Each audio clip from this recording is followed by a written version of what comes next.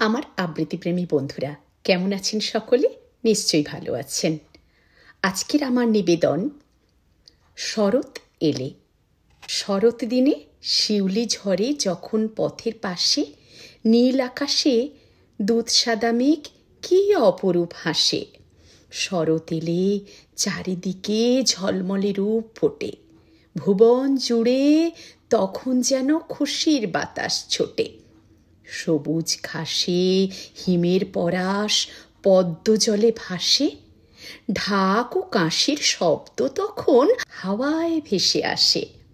শরৎ দিনে মা আসে যেই শহর গাঁয়ের ঘরে, এই কটা দিন সব মানুষের আনন্দে মন ভরে।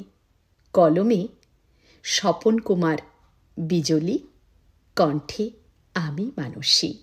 নমস্কার।